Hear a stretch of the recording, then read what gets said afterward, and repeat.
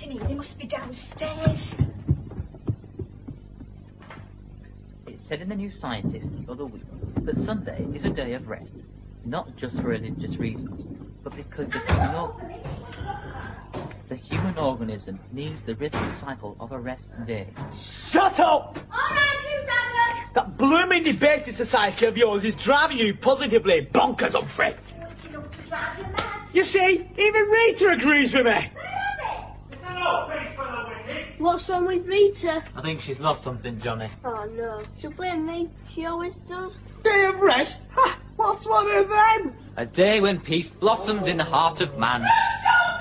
Fat chance in this house. Look at that! Quick, she's coming! I didn't see Russell in the yard, did you? Come to think of it, Johnny, I didn't. You rotten swine! Not only have you stolen my photos, but you've torn that bite limb from limb. It doesn't have any limbs, Rita. I don't think she wants to know, Albert. Johnny, what have you done with them tyres? You've not got them, Rita. You haven't, have you, Johnny? Will you lot shut up? Unless they're in a sugar like I want on a Sunday morning. But Mavis and me need them photographs. Now? Yes, now.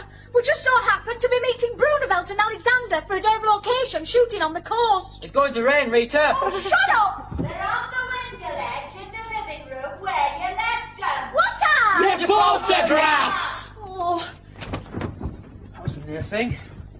Who was it? Not me. Not me. What about Russell? Oh, come on, Johnny. I know Razzle's clever, but even he couldn't take a motorbike to pieces. No, I mean, he wasn't in the yard. Where's he gone? And has his disappearance got anything to do with the motorbike?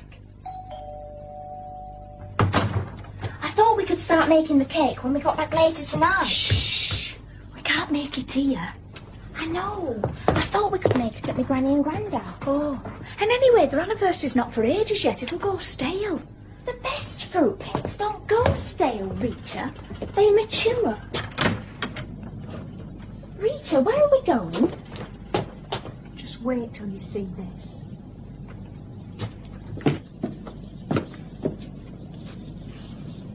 Ooh, that's what I'd like to know. Oh, dear. Exactly. What are we going to tell Brunevelt and Alexander now? Oh, dear. You've said that once. Well, if you ask me, Rita, quite honestly and as a matter of fact, I think maybe we do better not to meet them anyway. I mean, all they've done up to now by way of filming us and making us into starlets is take a few snaps in the pouring rain outside the cut-price soap powder shop and then say they've had their film stolen. So? So it seems to me, Rita, a bit of a waste of time and energy to go at all. I mean, we've got to go into town, catch a bus, pay our own fares all the way to the coast, and trying to find a bus to catch on a Sunday at all's like hard work, isn't it? Eh? I said that it's just a waste of time. You're so negative, Mavis. No, Rita, honestly. I'm just applying a bit of logic to the situation. I mean, they did tell me I had a logical mind when I enrolled for the engineering course. Mavis, life is hard. And getting to the top in the world of films is even harder. We've got to start somewhere. But why do we have to start at the coast? In this weather? It's a bit chilly. And cloudy. And cloudy, I'll give you that. And they're changing us, Rita.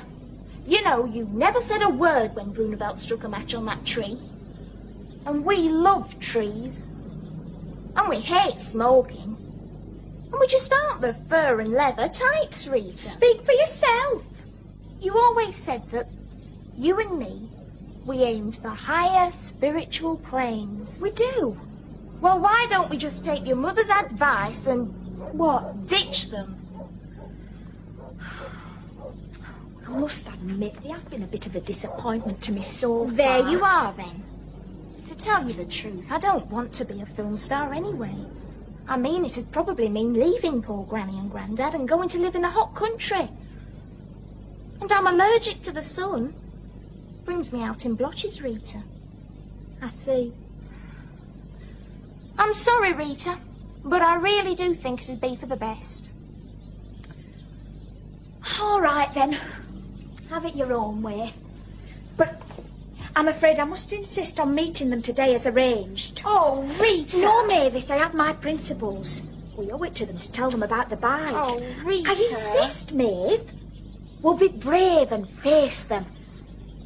Only we better take our track shoes in case we have to make a run for it.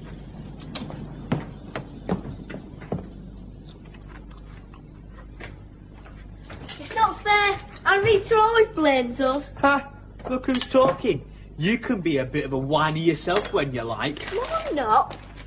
Mind you, they have got a cheek all the same. I would have liked the ties from the school garden. And Mum did say we could. She didn't mean it. She were only threatening Rita with the idea, that's all. I wonder where Razzle is. Huh, he's always going missing. No, he isn't.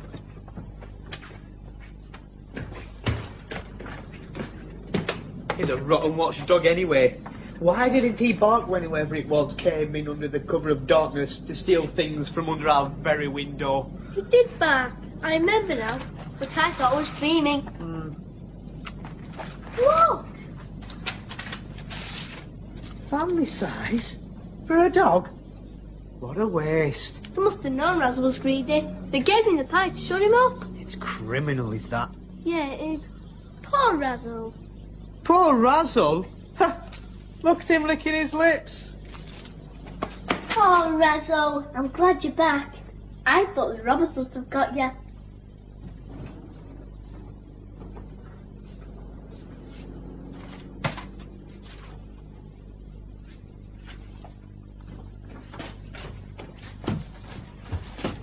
What were all that racket about? Somebody's come in the night and dismantled our Rita's famous motorbike. In fact, there's not much left of it now. Oh, dear, I wonder who it could have been. Well, at least it's got our Rita out of the house, so it can't be all bad. Peace at last. What do you want for your breakfast? Oh, the usual. What's that? Kippers. Oh, bacon, egg, fried bread, sausage, Right, tomatoes. toast and marmalade it is. You going somewhere, Humphrey? I've got an appointment with the Secretary of the Debating Society, Dad. That debating society is driving him positively bonkers. I think he should stop going. Oh, you need talk, our Albert. Humphrey, what about your breakfast? Hey, he's not eating a scrap. What's the matter with him? Now then, my beauties. Let's see how much you've grown during the night. What's the name of the secretary of that debating society, Johnny? Marigold Thingamy. That's it. There's your answer. Marigold Fingermy. Never. Takes you back a bit, I love. Hey, what should we do for our anniversary, Jack, eh? Yeah, I don't know. Somewhere quiet, away from this lot. A nice little candlelit dinner for two, eh? I would have thought you'd have had enough of candles. Oh, wouldn't you rather have a... What? Nothing. Nothing, Dad. Oh, yes. And while we're on the subject of celebrations, our Johnny, the other day when I come in, I thought I heard you say something about having a party. Well, there's one thing we're going to get straight round here. Razzle's awfully quiet, isn't it? Do you think the robbers might poisoned his meat pie or something?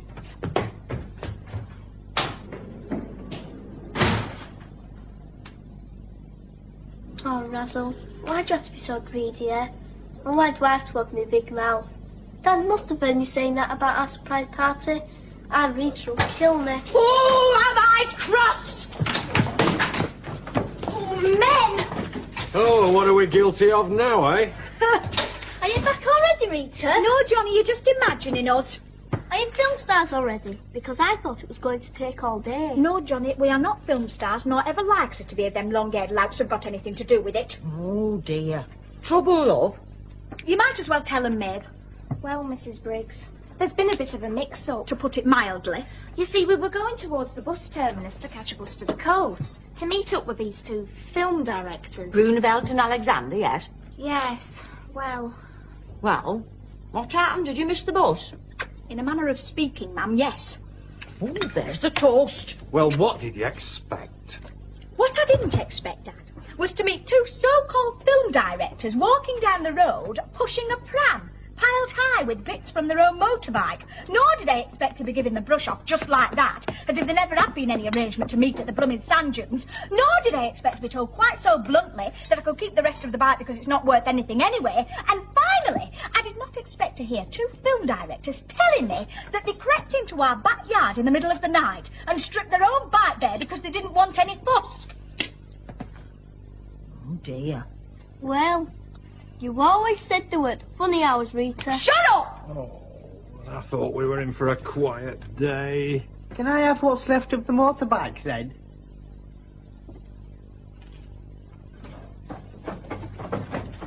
I'm not at all sure I should be showing you these. Hey, that's great. They'll make piles of ball events for Mum and Dad's anniversary party. Hey, Albert. What? I heard Mum asking Dad what he wants to do for their anniversary. Oh, heck. You didn't say out, did you? No, but what if Dad heard me saying about our surprise party? Then it wouldn't be a surprise. And Dad reads it. There's something up there, Albert. I know there is. Well, there's only one way of finding out.